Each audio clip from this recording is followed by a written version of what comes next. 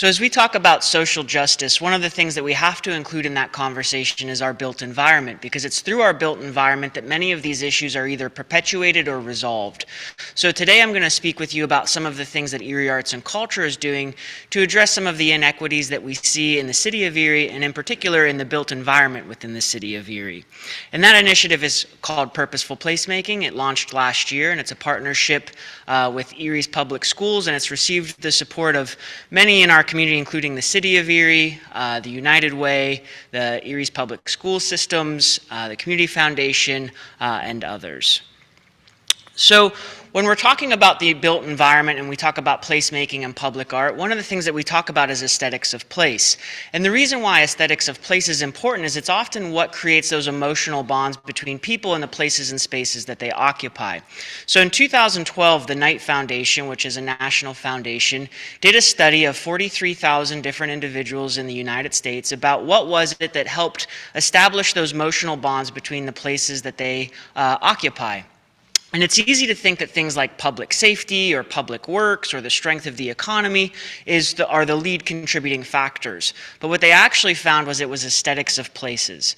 It was our public art. It was our green spaces. It was those trails and nature preserves. It was those things that were above, beyond what we just can assume as the baseline, that really helped establish not only that sense of place, but the emotional investment in that place. So as Erie Arts and Culture went about its strategic plan in 2019, we really started to think about what are the aesthetics of place that are present in Erie. How as an organization should we be thinking about our resources and our work to help reinforce those emotional bonds between people and Erie? Because if you looked at Erie Refocused, one of the greatest issues was disinvestment, both financial disinvestment and emotional disinvestment, and we felt strongly that the arts and the cultural sector could help reverse those disinvestments. So we started to think really strategically about how we invest in public art. And in 2019, we started a few large-scale projects, though Erie Arts and Culture's support of public art certainly predates 2019. But I think 2019 was really when we started actively getting involved in directly commissioning artists to do work and thinking through where that work should be located. But in 2022 is when we got, I think, even more strategic about it and started thinking about the experiences of youth in our community. And I'm not sure how many of you are aware, but in the city of Erie, through Erie's public schools, about 10 or 15 years ago, the school district was in some financial peril, which resulted in them having to really think through how they resource their services. And as an approach to pursue fiscal solvency, one of the things that they did was they cut bus services.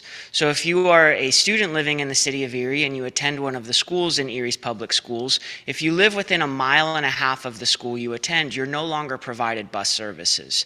The other challenge, though, is that 80% of the kids in the urban core are growing up at or below the poverty level, which means their household either, one, might not have the free time to be able to take them to school in the morning, pick them up in the afternoon, or they might not have the vehicle by which they can transport them. So you have a lot of students that were having to do that 1.5 mile walk every single day.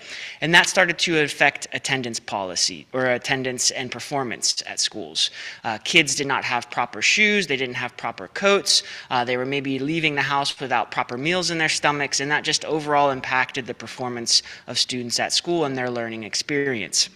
And that was really where the United Way came into play, and they started to look at, okay, how do we remove barriers? How do we really think about, if the students have to walk, how is that they have the best experience while walking? So they worked with Gannon University, the City of Erie, and others to start mapping out the safest walking routes to school. They took into consideration reported hazards, conditions of sidewalks and lighting, vehicular engineering data such as traffic accidents, etc., as well as crime statistics. And they actually mapped out for each of the 5 community schools the safest walking routes.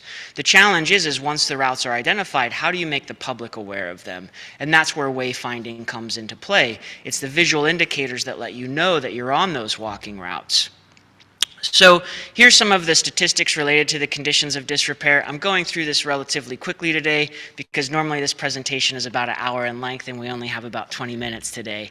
But if you are interested in knowing more about the statistics, I'd be happy to share this with Kelly, who can then share this with the congregation. So with our model of this project in particular, we're focusing first on professional mentorship. So historically, there's been very few artists in Erie that have had access to careers in public art, and they were primarily white men. And as a result of that, a lot of the work that you saw created kind of reflected that identity. And there was a relatively narrow perspective on the identities that were perpetuated and preserved in our public spaces. So if you think about all of the work we have in our public spaces related to, let's say, people like Oliver Hazard Perry, and it's often because the work was being funded by white men, created by white men, etc. So we really wanted to look at how do we start to invest in artists that have been under-resourced. And that often meant pairing them with others that could teach them how to do that work. So with our model, we brought in visiting artists. So for every 10 murals we do, 5 of those will go to Erie-based artists, and 5 of them will go to visiting artists. When we have a visiting artist in town, we pair them with anywhere from 2 to 4 Erie-based artists that are interested in learning how to make murals but haven't historically had access. And we've really focused our efforts on prioritizing those individuals that have been pushed to the margins in the past. So BIPOC artists, non-male identifying artists, artists with disabilities, etc. And really making sure that we're investing in them in more than one project. So assuming that they need more than one opportunity to be mentored before they have the skill set necessary to lead a project themselves. We also focus on development of soft skills. So when we have Erie-based artists leading the project, we pair them with youth in our community as a teen summer jobs program and try to reinforce the soft skills that are utilized through projects like this in hopes of building their capacity to serve them in future employment opportunities or learning opportunities. And then finally, working to really improve the visual landscape. Even though these routes have been mapped as the safest, a lot of them do still have severe conditions of disrepair. And not only that, but a lot of times you'll see predatory advertising along these routes. Right across from Strong Vincent, you see an advertisement for bail bond services. In addition to that, you see things like alcohol and vape products and tobacco products that are being advertised to kids every single day as part of their daily experience. And the more that's advertised, the more it's normalized as a part of their life. So what we wanted to do is we wanted to integrate art into that experience so that we could combat some of that predatory advertising and normalize creativity and creative expression as part of the daily experience that can't be removed from daily life. So we focused on artist opportunities. So in 2022, we created 13 murals, which created 13 paid opportunities for lead artists and 21 paid opportunities for artist assistants. We made over $109,000 in payments to artists through these projects. 66% of those fees were paid to artists living and working in Erie County. And then in addition to that, we mentioned equity and representation. Of the 13 lead artists that we hired in 2022, 8 of them were female, trans, or non-binary artists, and then of the artist assistants, 16 of 21 similarly had those identities. Beyond that, 7 of 13 of our lead artists and 11 of our 21 artist assistants were BIPOC. So now I'm going to share with you some of the work that we created this last year. So we took brutal and unimaginative surfaces similar to what was shared in the book that Kelly read. And you can look at that image and you can see that, one, it's a massive wall, but it's also been heavily tagged over the years. And you can see the different areas where it's been buffed out and painted over as an attempt to deter that activity. But what you don't see is, from the camera perspective, there's houses that surround this. There's apartments on one side and single family occupant housing on the other side. And imagine waking up every day and that's the surface that you look at. That's the thing you see each and every day as part of your daily experience. So, with a team of artists, including 1 visiting artist from Miami, Florida, and 4 Erie-based artist assistants who were learning from her, and over a period of about 10 days, they transformed that wall into this. So we take the brutal and unimaginative and we transform it into work of arts. Similarly, we support small businesses. So the Remnant store is on East 11th Street, and it's been around, I think, for 58 years, if I'm not mistaken. And its storefront certainly had seen a little bit better days, and we worked with Judy and her team there. And with a lead artist from Los Angeles and 2 Erie-based artists, in about a week, we transformed that into this. And because like I said, I only have about 20 minutes today, we're going to go through some of these relatively quickly, but I will share some anecdotes along the way. And we helped neighborhoods imagine new possibilities. So when we did this project with Sam, who is a new American who's investing in Erie, and he plans to open this as a takeout curry restaurant, he shared with us that he painted it white intentionally because prior to that, on 2 occasions in the last year, cars have run into that building, but also there were some nefarious activities that were occurring along the side of the building because it was dark. So he wanted something that was very bright and vibrant, but also something that would hopefully slow traffic down as they traveled down Ash Street. So we worked with an artist from Peru and again 4 artists from Erie who were assisting her, and we transformed that into this. And, you know, one really sweet story that arises out of this is that the young woman in this picture is of Asian heritage, but is somewhat nondescript. And Sam's daughter, who's 4, is Indian. And she'd stick her face against the window every day we were doing this project, and she'd say, "Anna's painting my face, Anna's painting my face," because she thought the little girl was her. And even though it's not her, it shows the importance of representation and how representation can build confidence. And why it's important to have different identities reflected in our public sphere and in our built environments, because it also reinforces that sense of belonging. You belong here. You're a part of our community. Our community is as much you as it is us. We also work to reclaim spaces that have been heavily vandalized. Again, when you're thinking about what does it reinforce to you if each and every day you pass something that looks like this, when you know that something that looks like that likely wouldn't be tolerated in another neighborhood without being addressed in a relatively short period of time. So with this one, we worked with Caesar Westbrook, an Erie-based artist, and several youth in the community. And they transformed that into this. And with Caesar's project, he felt it was really important to remember and reflect that it's okay to play. With youth in our communities, we've seen unfortunately a rise in violent crime. We've seen a lot of gun violence during the pandemic, and I think the root cause of a lot of that still comes back to poverty and inequitable access to resources and opportunities. But if you're seeing gun violence rise in individuals 12 to 21 years old, that experience of childhood, that experience of play, it's being robbed from them and it's being taken from them. So projects like this that are making those bold statements that remind you that it's okay to play. And again, we are engaging and nurturing emerging talent. Speaking about gun violence, this project was led by 2 Erie-based artists through the Erie Center for Arts and Technology. The artists built an entire curriculum around street art and how to teach the students at ECAT about street art. And they also wanted to democratize the process of how do we define what's in our public spaces and make those decisions. So they asked the kids in the class, what is a social topic that's important to you right now, that's on your mind a lot right now? And the kids brought up gun violence. It was single-handedly the most important topic to them. And unfortunately, 2 kids in the class had a loved one that they lost to gun violence in the last year. So they wanted to do a piece that really brought into question the gun violence they were seeing in the community and that unfortunately was impacting their lives. The challenge with that, though, is how do you bring guns into the visual conversation with also not feeling like you're glorifying guns or having this reminder that's too heavy for the neighborhood that might be living there and around that artwork consistently.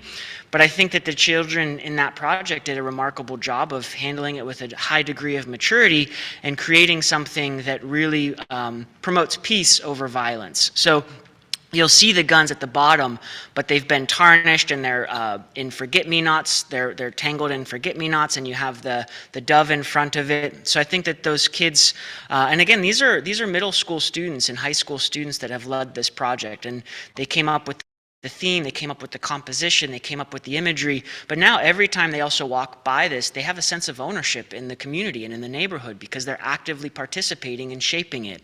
And I think that that's one of the things that really is important about the projects that we lead is that it does result in that buy-in, not only that emotional buy-in, but that physical buy-in that becoming a advocate of the community and a keeper of the community because you've helped shape the community.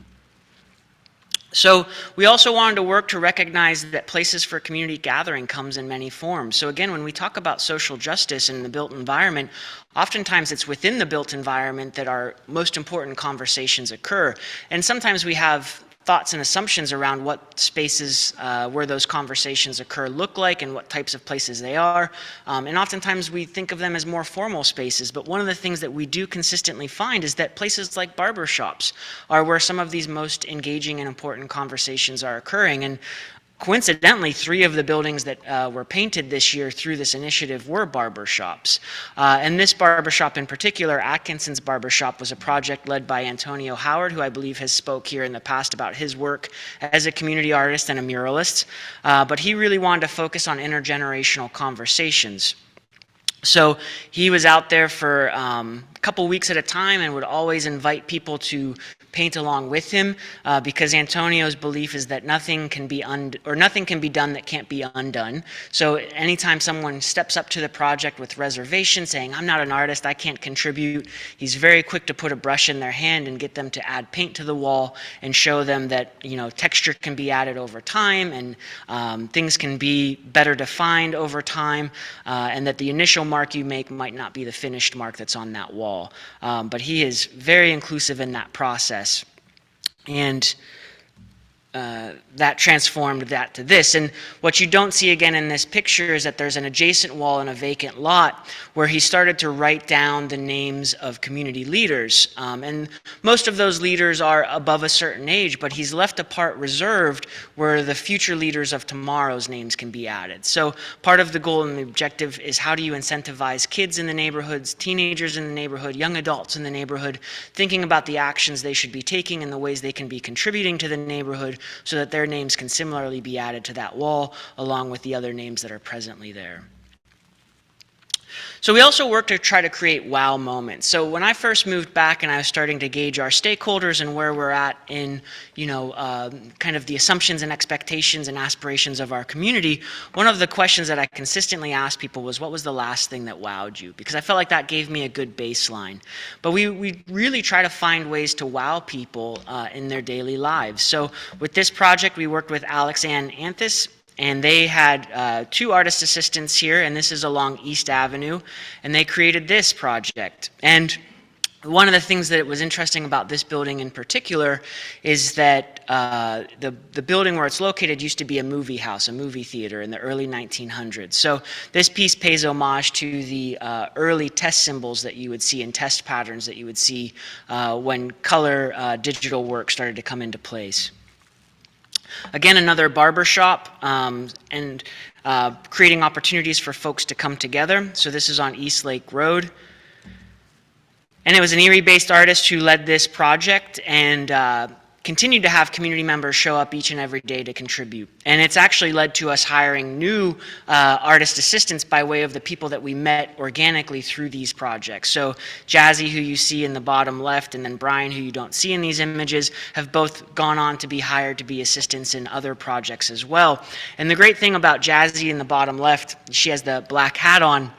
When she started assisting on this project, she had just stopped in Erie. She was from Texas, came to Erie for a couple days to see what it was like, didn't know if she'd stay or not. She's a little bit of a rolling stone, and she's still here as a result of being engaged in this project, being hired as an assistant for another project, being connected to other artists in our community like our poetry community and Mabel Howard, and that has resulted in her finding her sense of place in a community that she did not expect to find it, and staying and now being engaged with organizations like Erie Arts and Culture about, okay, now that we got you here, how do we retain you? How do we make sure that your talents shine and that they go on to serve both you and the community at large?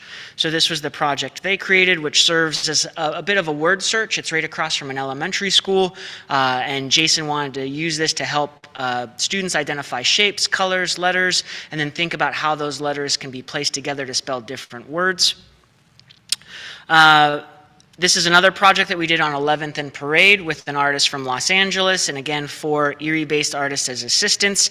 It was a very large wall that I think most people ignored that was owned by the city, and together they created this, which I think consistently is told as one of our favorite projects, and I think it's because it's so childlike, it's so imaginative, there's so much color associated with it, and also it was a wall that historically was pretty much overlooked and ignored. And then we worked to transform the Bleak. So this is the backside of a building along 11th and Reed. The front end is a discount building supplies store owned by New Americans. They did a great job of painting the front of the building, but the back was somewhat neglected, and it looked onto residential units again, and often was, again, a site for being tagged. So we had an artist come in from Jacksonville, Florida, and he transformed that into this.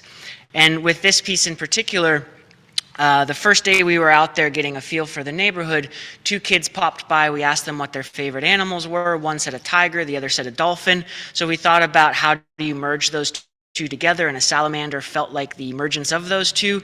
But in addition to that, when you looked up the symbolism behind salamanders, they were one of resilience. It talked about being able to go through the flames unscathed, but also how salamanders can snap off their tail and they grow back. So there's this degree of resilience, which is what we really wanted to communicate back to our neighborhoods. All the work we've been doing, it's been about communicating positive narratives back to the neighborhood, expressive imagery back to the neighborhood. Because one of the things that happens is oftentimes these neighborhoods where we're working, other people are assigning the narratives to them.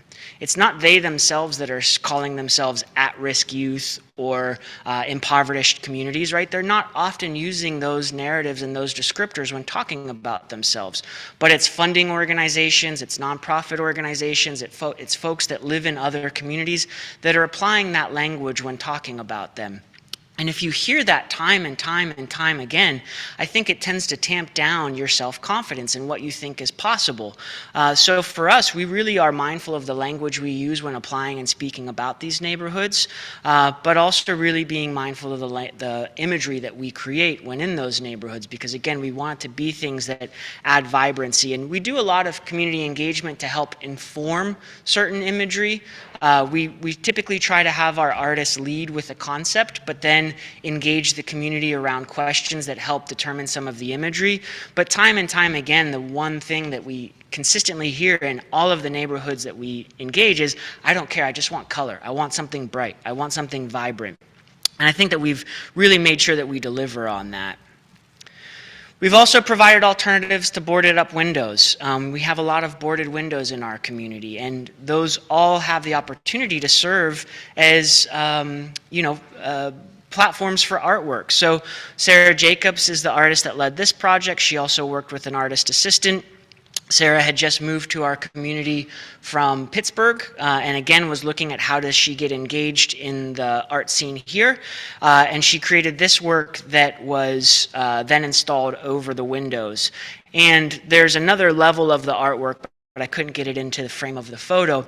But the narrative that Sarah came up with after engaging the community is, there's a convenience store and a grocery store right across the street, and we set up out there with the Sisters of St. Joseph's and engaged the community as they walked by to really help think about the imagery. Again, a lot of the feedback we received is we just want color. But there was one woman in particular that really talked about the strength of Black women in the community and the importance of Black women in the community, and in particular, how they're often not lifted up even though they're doing so much to lift up others. So the narrative that Sarah created was really about one of how the sun rises with the women in the community and how it's them that shines the light on the youth in the community.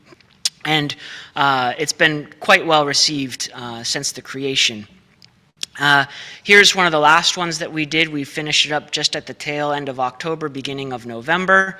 Again, Jazzy and Brian, who I mentioned assisted Jason on his project, worked with Kathy Ferraro as assistants on this project. And, these projects organically bring people together in such a remarkable way. And I want to speak a little bit about Brian and what he does in the neighborhood that I think is just such a unique approach to art. And when we talk about those individuals that have been pushed to the margins, regardless of what they're doing, I think Brian is a great example of that. I don't think I've ever met anybody that's as altruistic as Brian Henderson. So some of you might know Brian if you work downtown or if you've ever ordered from Jimmy John's downtown, but previously he was a delivery boy for Jimmy John's. And one of the things that Brian did is when he would deliver, which he would deliver by bicycle because that was his main mode of transportation, he'd always wear costumes, whether he was dressing up as a superhero or a cartoon character, because he just wanted to bring joy to people as he was delivering their subs. In addition to that, he works as a mascot for some of our local sports teams. Again, a way to bring joy to individuals. But I think the thing that's really unique about Brian is he lives on East Lake Road, and one of the things that he'll often do is just sit up on the sidewalk, and he'll have a canvas that he's working on, but he's got extra canvases for other people to work on, and brush and paint and candy and drinks and all of these other things as a means of engaging people that are walking through his neighborhood and getting them to participate in the act of creation and the act of creating joy.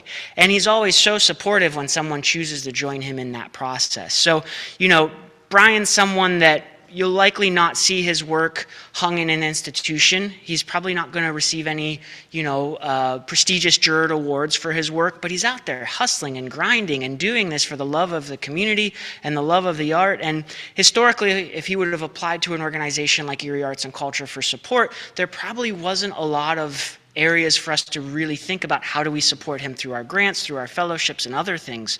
But through programs like this, we can find ways, and we can connect him with other artists and invest in building his skill sets to take him to that next level as an artist, but also just have opportunities for him to, again, see himself reflected in the community.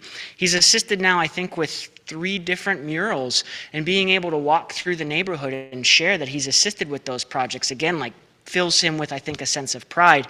And that's one of the things that we consistently try to do with the artists and the youth that engage in these projects. And this was the work that they did. They really wanted to focus on the ways that dogs bring people together. So this is on West 6th Street, again on the side of a barber shop. It's depicting a scene of recreation and tranquility, but specifically about how dogs can bring joy into people's lives and build those social bonds between people. And then lastly, this was a project that we again did on East Lake Road. This was done by Christina Wolf, who's an educator in our community, and she kind of approached this project as a large-scale coloring book. She wanted to make sure that there were a lot of big sections that anybody of any skill level or any age could participate in. So she started with the outline, had folks block in the coloring, and then went back through and did the detail. But again, she really wanted it to be something that the surrounding neighborhood could participate in shaping it. And it's on a fire station on East Lake Road. And one of the things that was really moving about this project that then again I think reinforces part of the themes of why we're doing this project was an email we received from a mother in our community after this aired on the news, which I'll read right now. Just wanted to send a little note of gratitude for all the great work you and your team are doing with our community. Yesterday, my family was watching WJET, and a mural made by Christina Wolf was showcased. My 2-year-old daughter, August, who is part superhero and part princess, looks at the screen and yells, "Mama, that's me. It's me, Mama." I glanced at the screen and saw a beautiful brown girl on a very large mural and replied, "Yes, baby, that's you."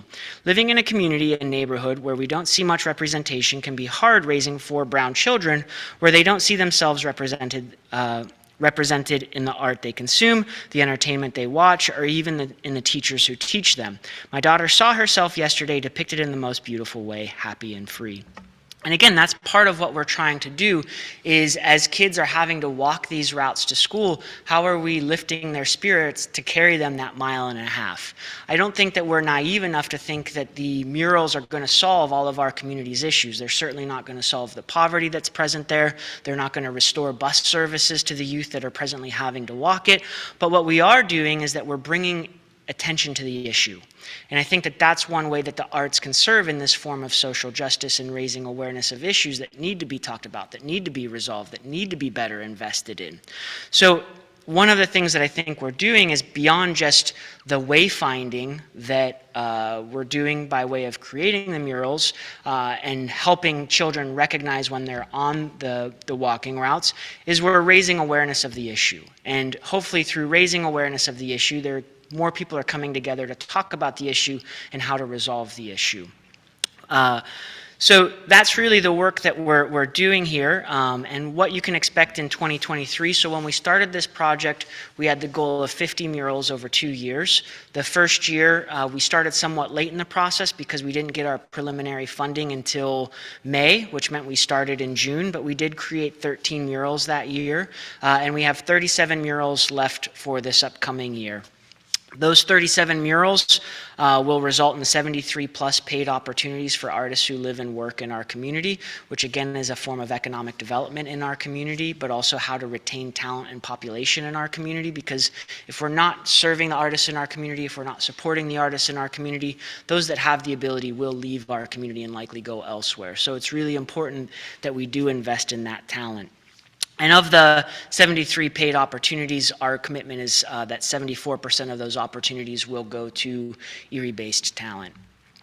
So these numbers I have to update, but this was $1 million initiative for us to do this because we believe in paying artists fair wages for their work. We also pay our vendors for lifts, we pay our vendors for the paint and material supplies. So that's one of the really interesting things I think about projects like this or investments in the arts is oftentimes elected officials can say, why on earth would we invest in this when we have all of these issues? But the $1 million that we invest in this go directly back to our community. It goes to Sherwin-Williams to buy the paint in downtown Erie. It goes to Admar to rent the lifts. It goes to artists in our community. It goes to photographers in our community to document the work. That $1 million is spent back in our community and has an economic effect in our community.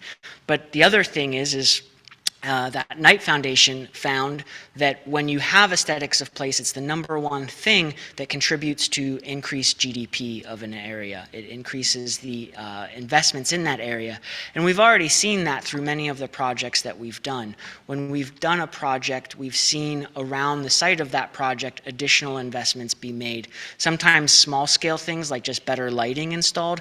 Other times large-scale things like an entire building next door being purchased and redeveloped. So I'm a firm believer that the arts do matter and the arts do have impact. We're about 75% of the way towards our $1 million goal for this initiative. You can expect to see 37 murals created during the spring, summer, and fall of this year.